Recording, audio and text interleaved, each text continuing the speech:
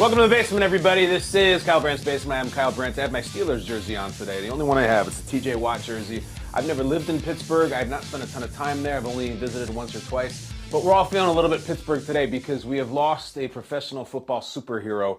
I'm going to talk about Franco Harris a bunch. Personal memories, my impressions, all kinds of things. I'm not going to get too heavy or too somber because I believe it's a celebration. And if you have anything to do with football in any capacity, even as a fan on your couch, no matter what age you are, this is a very important figure in the thing that we all love. We're going to talk about Franco. We're going to do our normal stuff too. We're going to do takes on takes. We have a great one for the fellas at ESPN. We're going to keep you up with all the NFL headlines, some big stuff going on as we head into, I think this is week 16. It's all going to be part of what I love, what I hate, and what's hilarious. Come join me.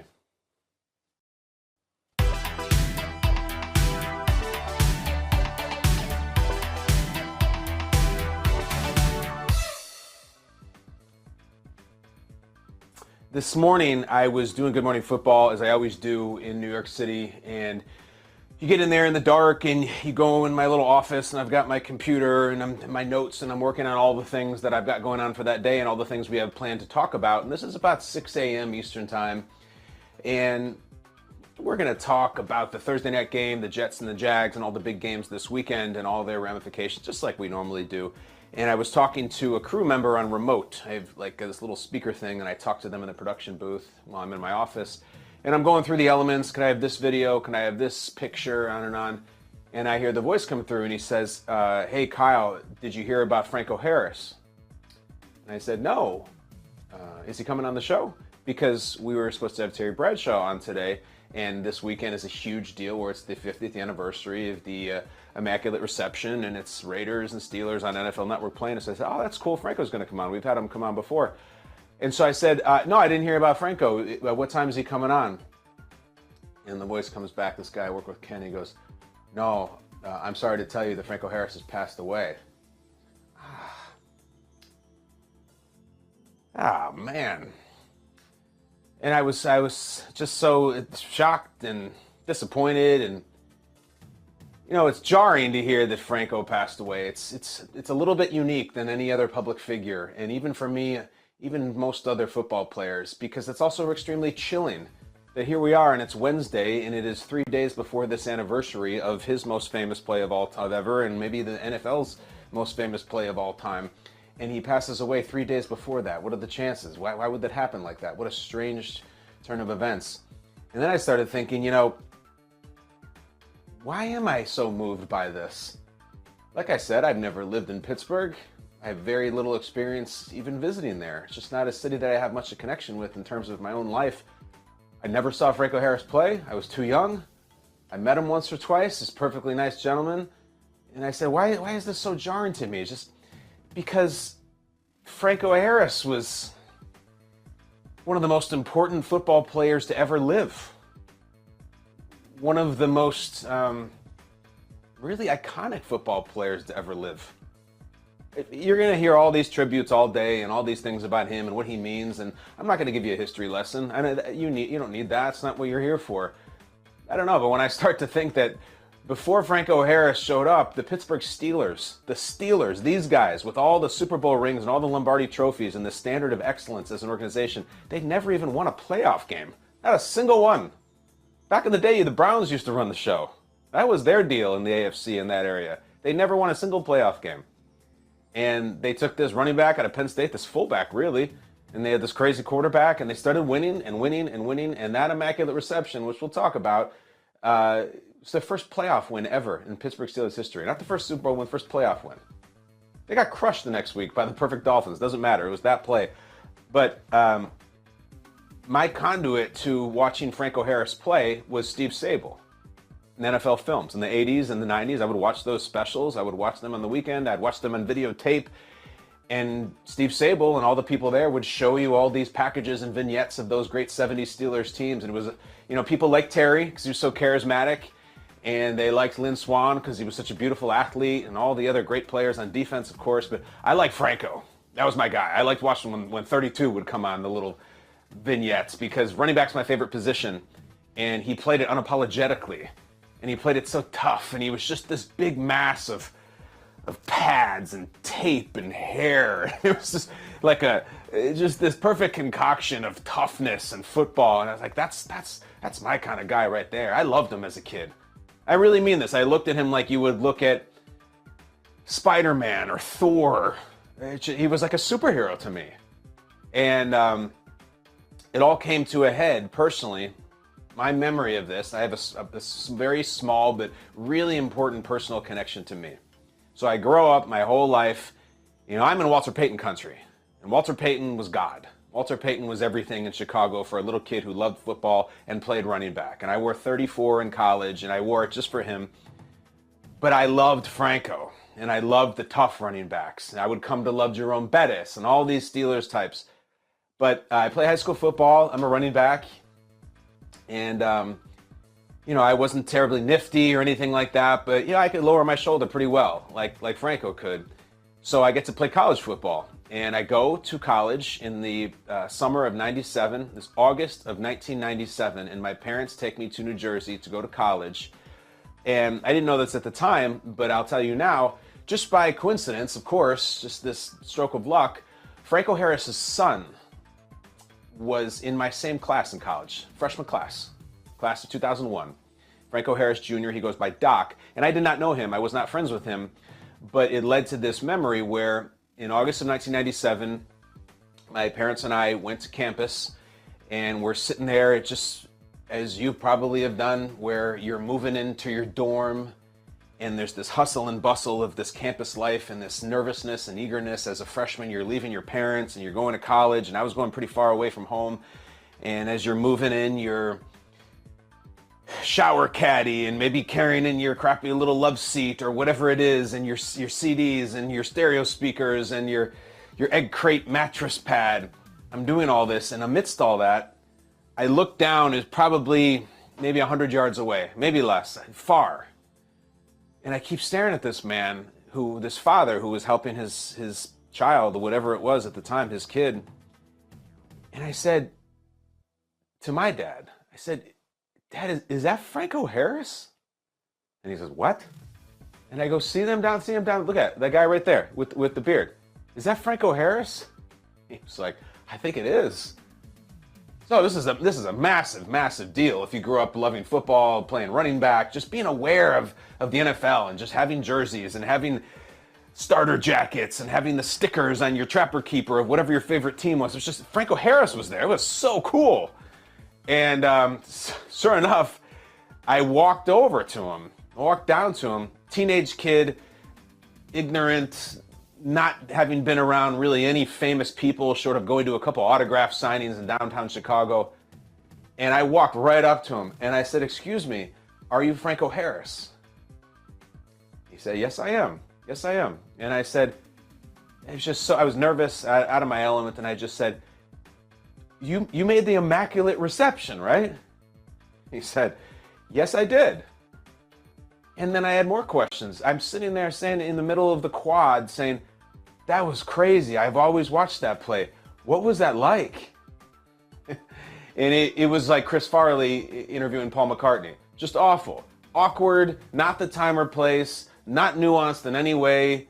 Just kid, I'm helping out my family here. You go be with your dad. But no, he said, well, I remember I was just trying to make a play for my team, and we really needed it, and I was able to track the ball, and I was in the right place at the right time, and I reached down, and I caught it, and then I took off running and ran my tail off, and I was able to get the score for my team. And I was like, wow, that's so cool. And I asked him for an autograph. Just kept going. You got to scramble in those days. Here's a pen and paper. I came back with that, and he signed the autograph. I was the worst in the situation. But the point is, he was the best. Now, this is 1997, okay? This is over a quarter century of him being asked those exact questions. Tell me about the Immaculate Reception. How crazy was that? So patient. Not only patient, gave a really interesting, authentic answer to a kid that he knew was really into it. So nice. And he's there with his son and his family, his obligations. Didn't have to do any of that. Just gonna said, I'm not right now. I'm dealing with something else right now, but maybe I'll catch up with you later. Sat there and talked to me.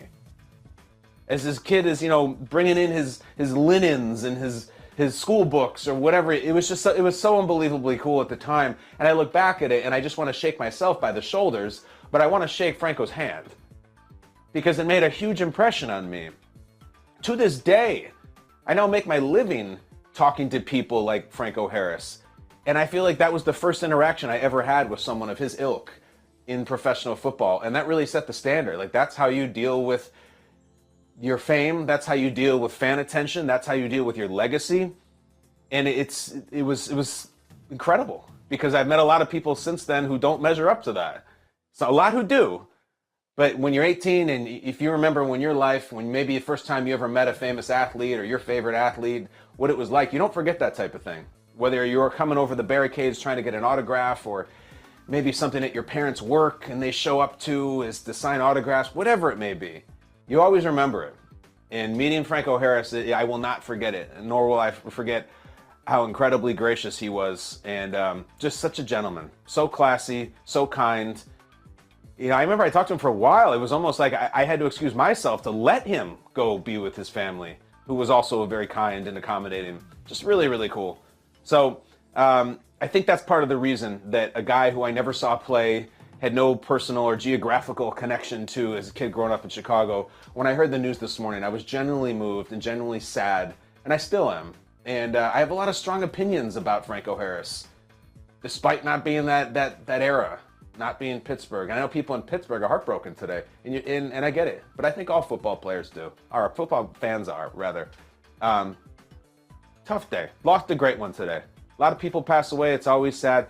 There's something about this old tough guy that was really special. He represents an era, represents a greatness, represents a class that I already miss. And in fact, I want to talk more about him. How am I going to talk about what I hate when it pertains to Franco Harris? I'll tell you. Let's get into what I hate.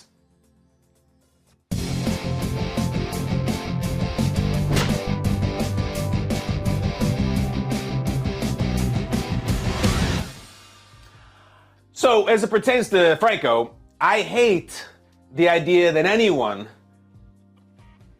might think or fall into believing that Franco Harris was the Immaculate Reception and that is who he was and that was what he stood for and that was what he contributed. I hate it. Because this can happen like this. You turn on the ESPN today, NFL Network, Fox, anything. They will be playing him making a freak catch against the Raiders in the playoffs. And I get it. But if you are from the wildly different generation, if you're a TikToker, if you're a Gen Z or whatever it may be, and you're trying to have an open mind and learn about this old guy from the 70s and what he stood for, I'm telling you, no, I am begging you, don't ever think that this was some one-trick pony or one-hit wonder. This is not, all due respect, Franco Harris is not David Tyree. I love David Tyree. He's done nothing wrong, made an incredible play. That was it, and that's great. This guy, Franco Harris, made 9 straight Pro Bowls.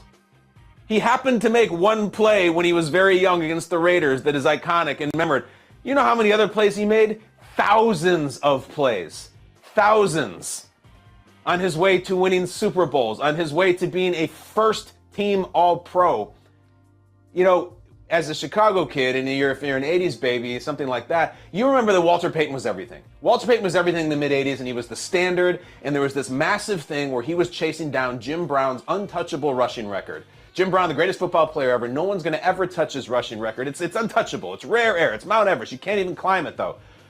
Walter Payton was going to run it down, and that's the story, and that's the legacy, and of course, Walter did. Franco was right there, too. Franco was going to pass Jim Brown.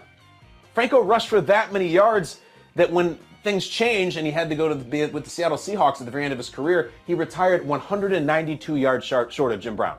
192 yards short of Jim Brown.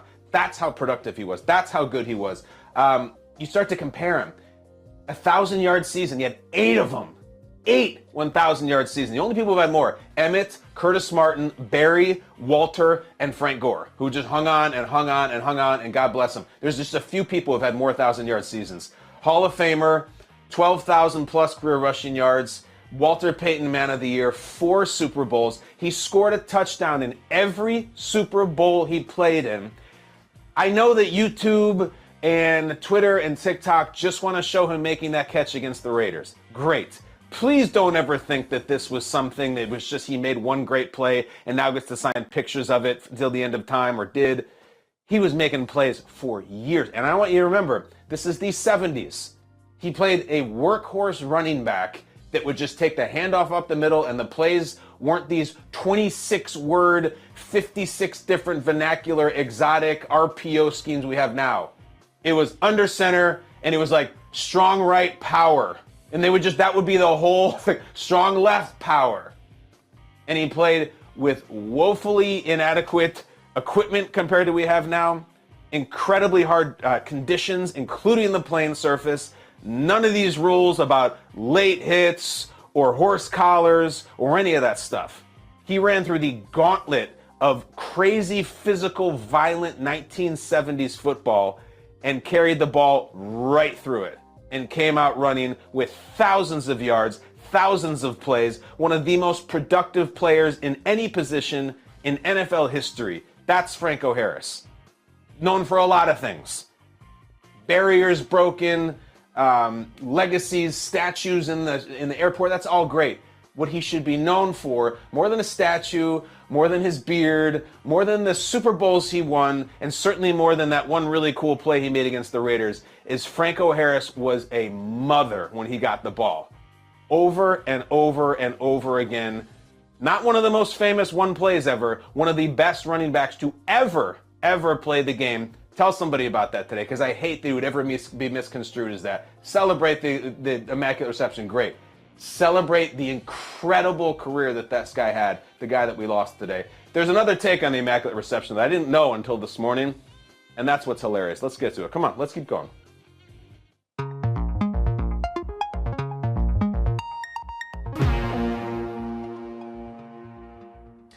You know, there's a thought now that anything, no matter how universally popular or beloved, there's always going to be someone who zags. There's always going to be a critic. How do you not like that thing? Everybody likes that thing. No, there's a contrarian take, and maybe not the one you might think you know about this play. Here we go. We've talked about the Immaculate Reception a bunch. Back in the day, 1972. The Steelers need a score. They throw. Terry throws the ball. It's deflected. Franco picks it up. He runs. The Raiders can't catch him. I've never heard this before, but I was reading about Franco this morning, and I laughed out loud at Raiders linebacker Phil Villapiano. This is great. This cracks me up. His take for a long time was that the reason Franco was able to catch that deflection was that he was lazy on the play and loafing and hanging by just watching because he wasn't giving it his all, and that had this fortuitous stroke for him to be standing where the ball landed anyway, and that if he was actually hustling or giving it his all on the play, he never would have made the catch and never would have been in that spot. And that is such an amazing WWE heel take on all of this. Oh yeah, most famous play in NFL history? Franco Harris made it because he was lazy. I can only hope, I can't help but absolutely respect the audacity of that take. Phil Villapiano, of course, probably has some tongue-in-cheek on that. And if you think that's it, he's got lots more takes. Imagine being on the wrong end of the most famous play in NFL history. Every Steeler gets asked about it. Imagine being the Raiders on the field. Villapiano also says, there was holding on the line of scrimmage about 3 different times on that play, all kinds of holding. Very reminiscent of what people say about the helmet catch, again, and that a lot of people believe the Giants, including my guy Sean O'Hara, was holding. Frenchie Fuqua touched the ball, and offense to offense was illegal at the time. So this is a weird rule, and this is deep into what people get mad about the Immaculate Reception. And I don't know if you know this. Back in the 70s, you couldn't have 2 consecutive offensive players touch the ball in a given snap. So there were no laterals. You couldn't do a hook and ladder. Let's say you threw a pass over the middle to the wide receiver and they catch it and they're running with it. They can't toss it to a running back or a tight end. That's common football now. In fact, it affected the Raiders greatly last weekend against the Patriots, but you couldn't do that back then. In other words, when Bradshaw throws the pass, having one of the Steelers, in this case Fuqua, touch the ball and then go back to Franco, that would be 2 consecutive offensive players touching the ball. That would be illegal. But they couldn't prove that, and so then the play lives. Then, of course, there's people, I think Villapiano among them, who alleged that Franco didn't even catch the ball, that he trapped it against the ground. Again, the camera is not really there. You can't really see. So these are all the takes. Franco was lazy. There was holding. You can't have 2 straight offensive players catch it. Franco didn't even catch the ball. And then during the return, Villapiano himself was blocked in the back by one of the Steelers. You see, here's the picture of Franco, and he's at the 15-yard line right here, and Warren and Tatum aren't going to catch him. Villapiano, God bless him, I like this guy, was not in the picture because he was being blocked in the back, which is another penalty. Also, afterwards, the referees, who maybe should have said, hold on, one of any of these things allegedly happened, nowhere to be found because the crowd storms the field, and the referees just run the hell off and they're out of there. There's no, hold on, official review in the last 2 minutes. Obviously, that doesn't exist, but they couldn't even convene to say, what did we just see, and is that possibly right, what just happened, or should we say, hold on, the Raiders won? No, they're gone, it's over, get on the bus. So if you're doing a box score of the Raiders linebacker Phil Villapiano's takes, we have 1 accusation of Franco being lazy, so in the position of the play. We have a penalty for holding, a penalty for offense to offense, and a penalty on blocking the back. So 1 accusation of loafing, 3 penalties called, and then also 1 incorrect reception. It should have been incomplete. Just an amazing take from start to finish. I think Villapiano now has become good friends with the Steelers and was good friends with Franco and would show up at some of the events. Apparently, Franco used to call him every year on December 23rd. How about that? December 23rd, which is in 2 days from now, to remind him of the play. And Villapiano says, quote, I think we should, you're talking about the statue of Franco in the airport. If you don't know, there's a statue of Franco making the catch in the Pittsburgh airport. He said, quote, Villapiano, I think we should change the statue immediately. I told Franco the last tackle I ever make in my life is going to be coming off an airplane with about 12 Heinekens in me and ram that statue. And I'm going to drive it over the top, and we're going to both go down to that dinosaur that's down below. It will go right through my body and his body too. That's great. Villapiano basically says he wants to die tackling the statue in the airport after he's had 12 Heinekens. That's amazing. Do you know the statue in the airport is next to a statue of George Washington? The founding father of the United States of America is right next to Franco. And I think Franco has a better spot than George Washington. Villapiano, I want to shake your hand. You know what? I want to buy you 12 Heinekens. I like the take. I like putting the black hat on as pertains to being part of that play. Remember, the opposing coach of the Raiders, who's standing over here on this side of them while this is going on, is, it's John Madden. John Madden was the Raiders coach. And I remember once John Madden and Summerall were in their day on Fox. They were calling some game, and they were talking about a player in that game who was using smelling salts on the sideline, which is a whole different topic. But back in the day, you would do that frequently, and the announcer sometimes would catch it and show you doing the smelling salts. And they even had a graphic built that Madden and Summerall were saying, like, whoever the player was, I don't remember, smelling salts used by player today, and it was like 6. And then the bottom one was smelling salts used by Coach Madden after the Immaculate Reception. And it was like question mark, question mark, question mark. And Madden's like, yeah, after the Immaculate Reception, I couldn't even count how many I used to regain consciousness, and, in that Madden voice. So he's over here on the other sideline, allegedly passing out and witnessing the entire thing. Earlier, when I said I don't want Franco to be known for this play, I love this play. I love all the controversy, and I love all the intrigue, and I love all the theories, and I love all of it. I just want to make the point that he's more than just this.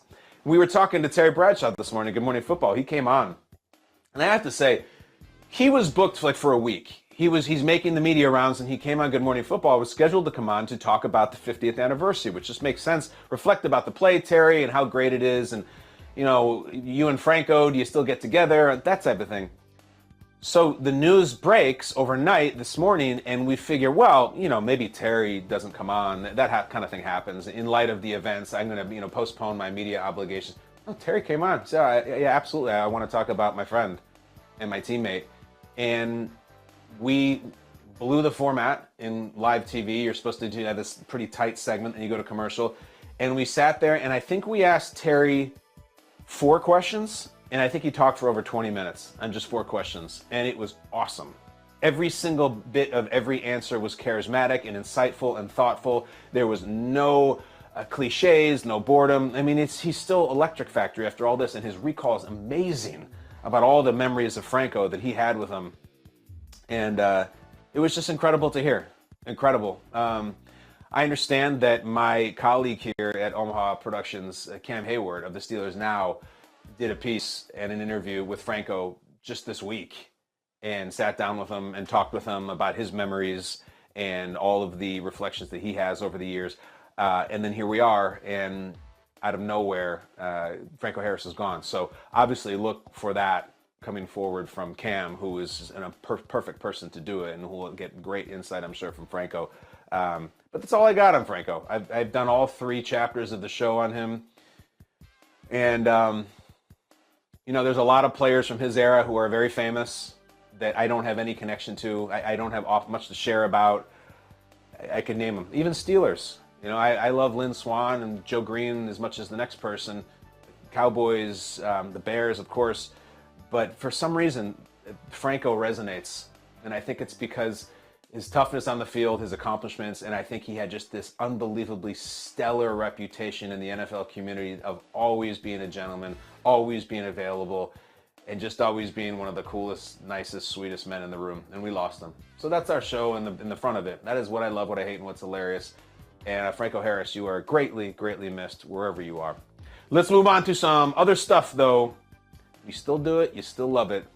This is Takes on Takes. Let me get my numbers.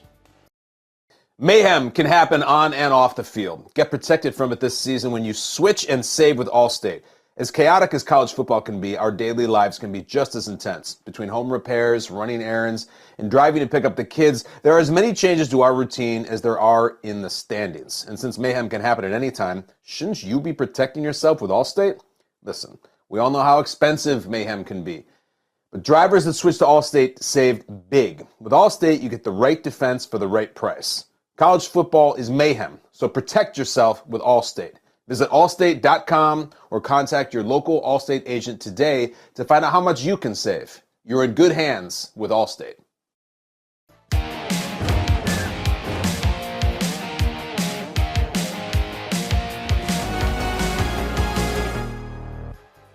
Okay, so I'm cycling through the numbers, and I got a 10 here. I got a 4. You know how this works. It's been a minute since we've done it. So we get the takes on anything in the sports world. We collect them from the sports talk shows, and we bring them into the ring and one-on-one. This isn't bite fight. Takes on Takes is just merely talking heads like me, people on TV shows giving their opinion on football. And I'm going to rank them. After we play a give and take, I'll say, I think that gets that's a 6. It's not bad. Or, oh my God, that was incredible. That's a 9.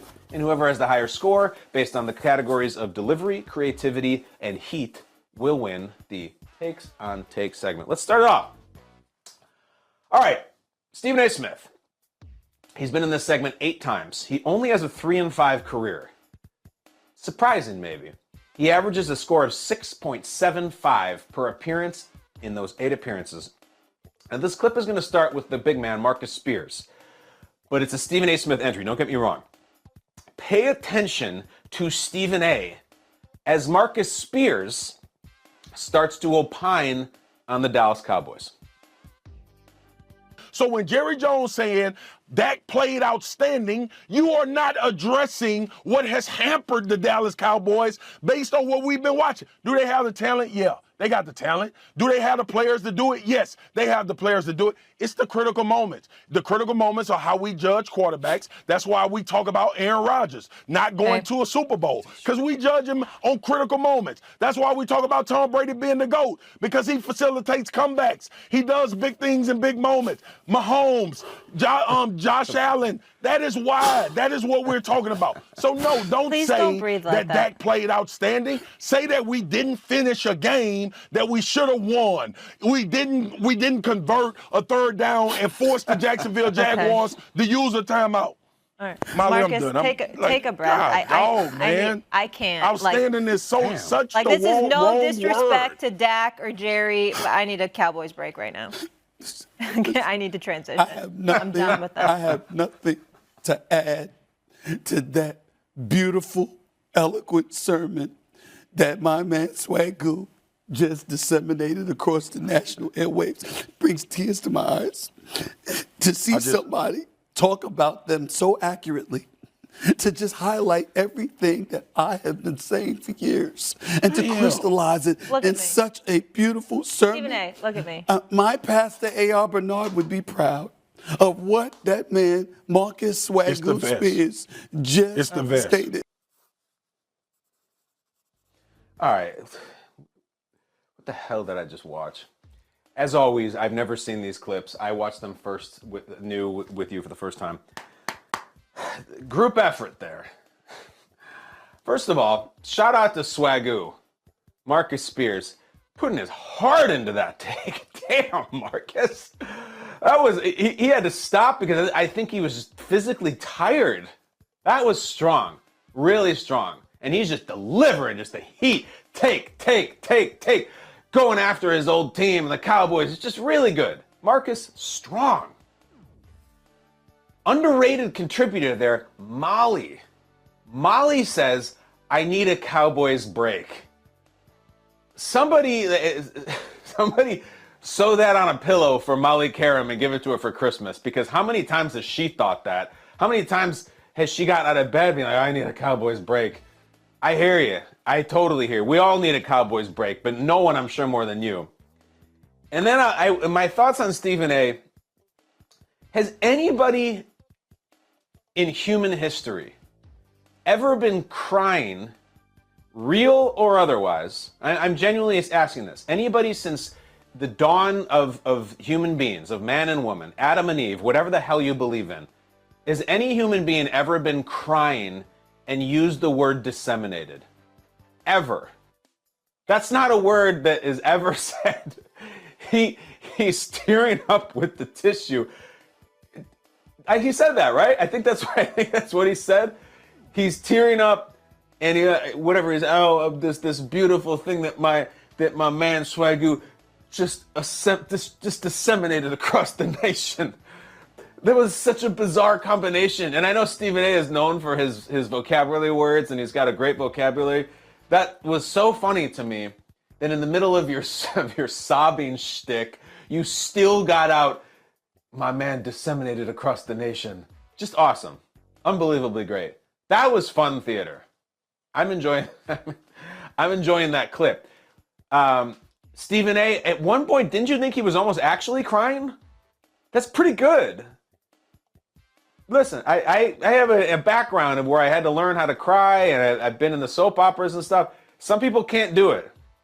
And there's a whole crutch you can land on where you rub this stuff under your eyes and it makes your eyes water. And I've seen professional soap opera actors use it with my own eyes. It's kind of looked at as like, a little performance enhancer in the soap opera game. I don't think Stephen A. had that. I don't think he dipped the water from the mug and splashed it on his face. I think he was genuinely mustering up some tears there, and I'm impressed. I really am impressed. And by the way, Stephen A. has been on a couple soap operas. I think he has. Look that up. He's in like All My Children or something. He does these walk-on roles. All right. It's a little bit controversial here on Takes on Takes because that was an ensemble performance, and yet Stephen A. really was the star, even speaking so few words. That's a 9. That is a 9. The first take crew of Marcus and Molly and Stephen A. get a 9 in a group effort, and I hope they're proud with it because that was a nice piece of television right there. All right, you know who doesn't like it though? Ryan Clark. Same program. First take. Ryan Clark. He's talking about Tom Brady. Different topic. And the Buccaneers, who had a big lead against Cincinnati, 17-0 they started that game. And then Ryan Clark has thoughts on Brady and the Bucs blowing that lead. You're up, buddy. Swing for the fences. When you watch him yesterday, and what happens with people or players that are as good as Playmaker or players that are as good as Tom Brady, who I believe is the greatest quarterback of all time.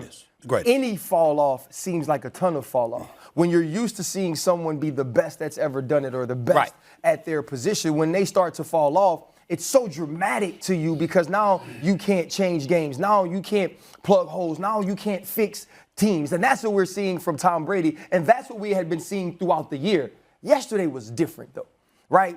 Throughout the year, we've been seeing that the people that surround Brady haven't played great. The offensive line hasn't played great. The defense hasn't been up to snuff for a Todd Bowles defense. And now Tom Brady's not necessarily able to pull them out of that hole. Tom Brady was the hole yesterday. Yes, Tom Brady was the problem yesterday when you after the fake punt is botched, now you throw the interception, then you fumble the football in the pocket. You have a handoff slip out of your left hand. You throw a late interception. That's a game. If a Kirk Cousins has that game, we come in here and we crush Kirk Cousins. If a Dak Prescott has that game, we come in here and we crush Dak Prescott. And now, rightfully so, Tom Brady has earned so much from us emotionally because of what he's accomplished. We won't do that because we look at everything when we view him as a reference to his entire career. But let's speak it like it is. Tom Brady is now an issue for the Tampa Bay Buccaneers. And going forward, he will be an issue. This team may get to the playoffs, but they will not advance. And if he wants to be anything that he ever was or be remembered that way, which he will, he needs to give it up after this year. Okay, that was really good. It was unbelievably well-spoken, thoughtful, passionate. I was following him. He had good takes. That was everything. I give that a 5, and that's no disrespect. It was really good. But that was like going at the dunk contest, coming up and going after Vince Carter. You're not going to win. Sorry.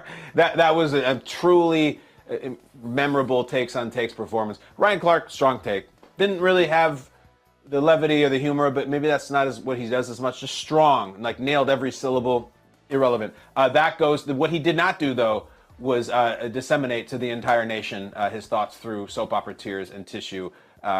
Everything. The first one had everything. It had the strong take from Marcus. It had the perfect little traffic cop line from Molly. And then it had let's just say performance art of Stephen A. That was everything. That's why I got a 9. A little bit unfair. If I'm Ryan Clark, I'm a little bit like, well, I couldn't pull in, Orlovsky and whoever else to help me with mine. Sorry, I don't make the takes on takes matchup. I just judge them. And that is a 9 beating a 5. Stephen A., Molly, Swagoo, you guys win, just as we all do each and every time we go to a portion of the program called Brandt Awareness with the man, Michael Flynn.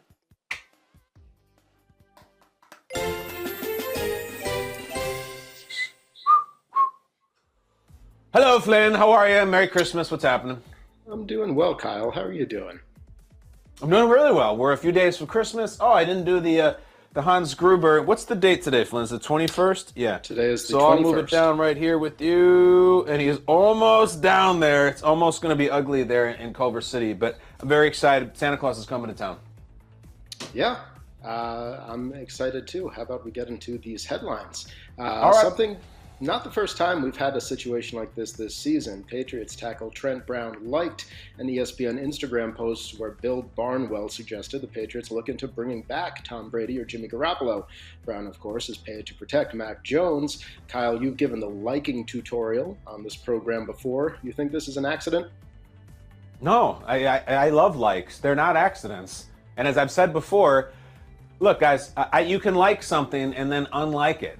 If you accidentally hit it. Now here, if I was Trent Brown and people came up to me at my locker and they said, Trent, we noticed that you liked the such and such that's saying that you want a different quarterback than Mac Jones. You don't even have to say a word. Just hold up your hands. They're probably the biggest in the National Football League.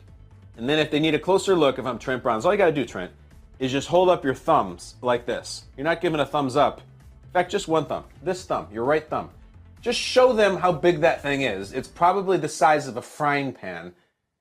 And that's it. And they'll get the message. You got the biggest thumbs in the world. You're swiping. Your thumb covers up half the iPhone screen. And you liked it by accident. And you love Mac. And you didn't even realize that you liked it. And that's why you didn't unlike it. You're just trying to swipe and just read the news and stay in the know.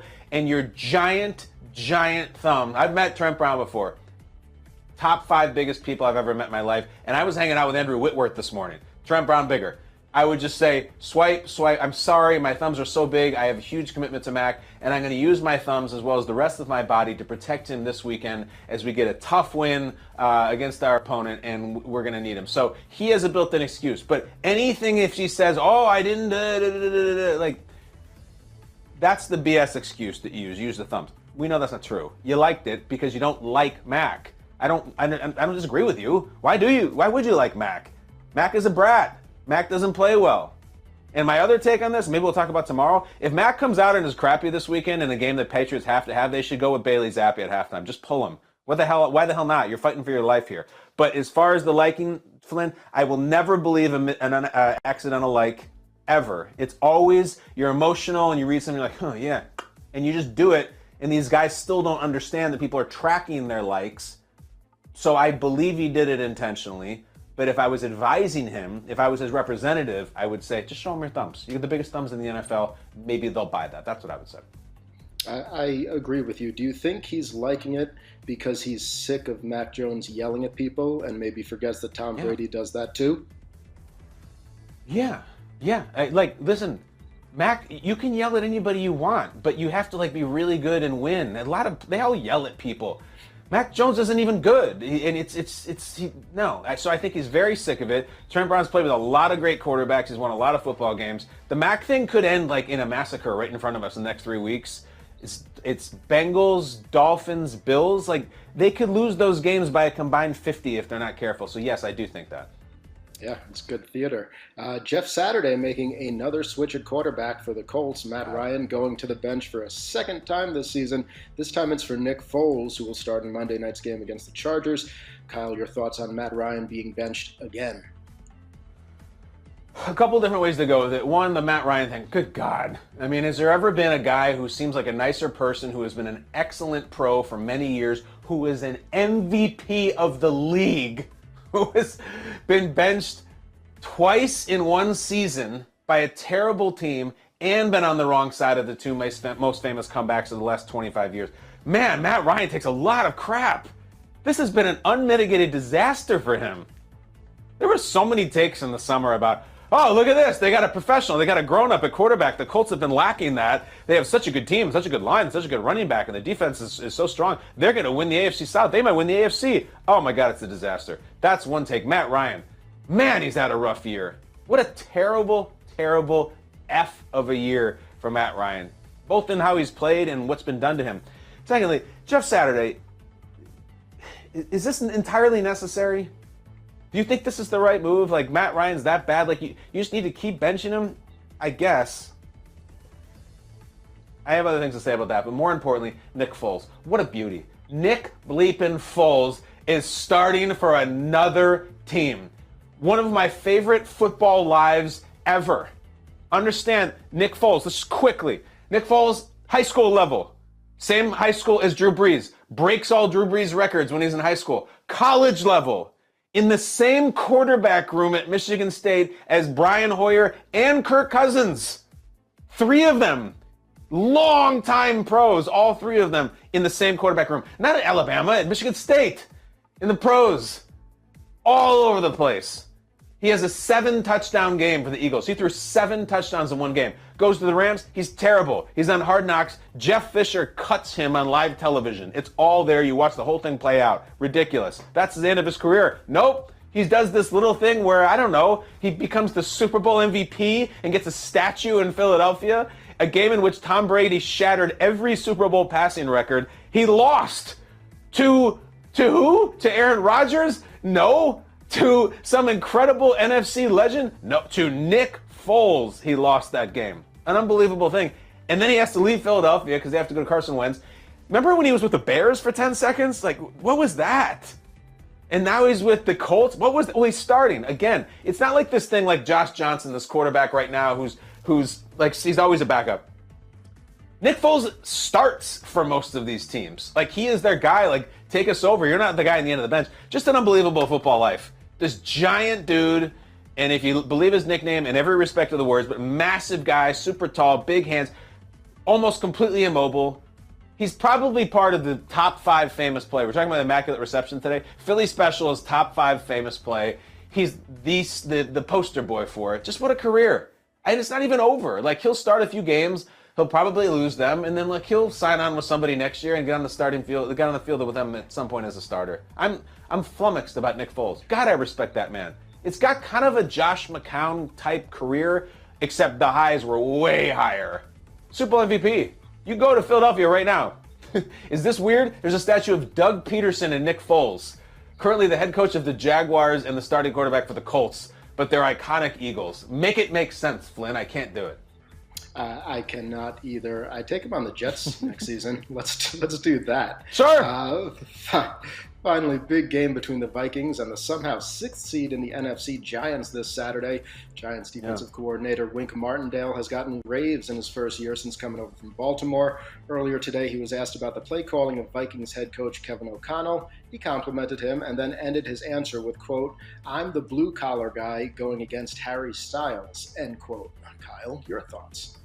It's a great quote. He's a quote machine, great coordinator. Flynn, I'm gonna set you free. When I come back to you, I want you to have an answer for this question. What music do you think Wink Martindale listens to on the way to the stadium? I'll come back to you shortly.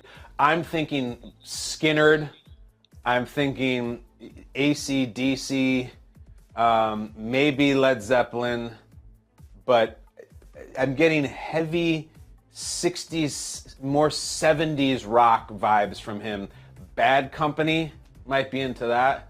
The fact that he can reference Harry Styles, the fact that his players adore him, like will go to war for him. In Baltimore they would, and certainly now in New York they will, and it's part of that reason. There's something cool about old guys who probably, I don't think he's even being a poser. I think he knows exactly who Harry Styles is. I bet he can name the songs. Maybe that's the answer, Harry Styles. I don't think it is, but I'm kind of hoping the Giants pull this out and stay relevant and stay in this thing. I don't know if they have the gas, especially on offense. Big win against the Commanders, but the Daboll Wink story in New York would be really cool, only if they really finally get that wild card. If they come up just short, I'm not sure. So Flynn, we're going back to you. Wink Martindale, as he drives to MetLife Stadium in northern New Jersey to do his job on Sundays, let's say he's driving I think it's like a giant like Yukon or a Denali or something like that. What do you think he is playing as he drives to work? I don't have a good educated guess, but I like this Giants coaching staff, and I think they stick together. And I know a lot was made of Brian Daboll blasting Notorious B.I.G. on the way to the stadium. So I'm going to go that he's learned a little bit about him from Daboll, and is doing that too. Want a fun Wink Martindale story? You know it.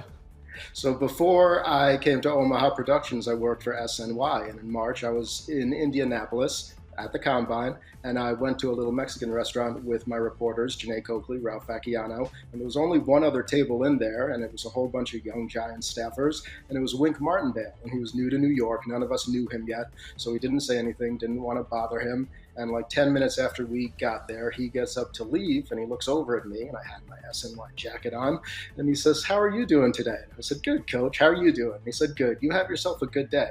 And then he left. And then the waitress came over and told us that he picked up our entire bill.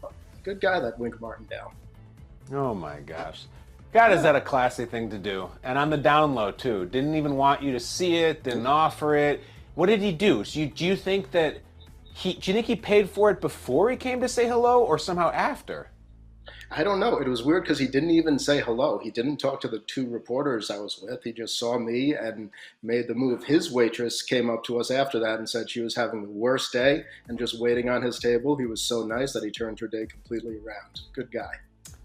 See, you love him for life now, and I think the players feel a lot about that. Same way about him as well. You know what my big takeaway from that anecdote is, Flynn? You just out there just rocking that SNY jacket. What, ladies, start your engine. What a badass over here.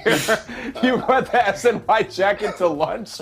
Oh my God, that's great. Can you wear that jacket on the show tomorrow? We need to spike our downloads. No, you know how the Combine works. You got interviews in the morning and then you shoot your live shot at night. So you look for something during the day. Yeah. So I went out into the Indianapolis sun with my jacket and my transition lenses and had a nice little lunch on Wink Martindale. It's great. If you see someone walking around the northern New Jersey area or the Newark area at all in the suburbs with Transitions lenses and a Omaha Productions jacket, that will be star producer Michael Flynn. Until then, Flynn, we will see you tomorrow for more of that special brand of you. Thank you very much. See ya. I'm going to throw a dart. Let's go to the sky, Cam. It's been a lot of show today. We try to give the people as much content as possible. We never mail in shows here in the basement on Mondays, Wednesdays, Sundays. We always end with a throw of the dart. Does that count? That's not going to play, guys. I'm not going to cut corners here. That was not technically in the field of play on the old dartboard. So we'll do it again. And that's a 9. Topic number 9 to end the show today. And we'll get the hell out of here and continue to enjoy our Christmas week. Kids TV show you hate. You know, the problem is I like most of those shows, and we're in a, we're in an era now where it's not like you and me, my friends, sitting in the carpet on Saturday morning just watching whatever cartoons they cough up on the network TV. So many options for the kids, and they do the Disney Plus, and they do the Netflix, and they do all this stuff. My wife has a keener eye for the shows that are bad messages. I gotta tell you, great theme song. Not a big Daniel Tiger guy. Not. I like it, "Won't you ride along with me, ride along." I like that song. But Daniel just never stops with the bleeping whining. Always with the whining. Life lessons, sure, and I love the trolley, and I love his friends and Prince what's his name and Katerina Kitty Cat and all. Constantly with the whining. I don't want this, and I don't want to share that toy with him, and I don't want to use the toilet. Whatever the hell lesson is they're learning that day, it's a lot. And you have so much whining in your house already with your actual kids that you don't need the fake tiger child on the TV to also whine. It's a lot of whining. I need more laughing. I need more singing. Not a big Daniel Tiger fan. It's one of those shows that has a great opening intro sequence, but the show itself, I can turn it off after that. That's the kind of show we do here. We have a very brief opening sequence here, and we try not to whine. We just try to say thank you very much. Thank you for joining the basement, guys. It's been a special show here, and we'll do another one tomorrow, and we'll wrap up the week. Thank you for coming to the basement. Please close the garage on your way out. Bye-bye.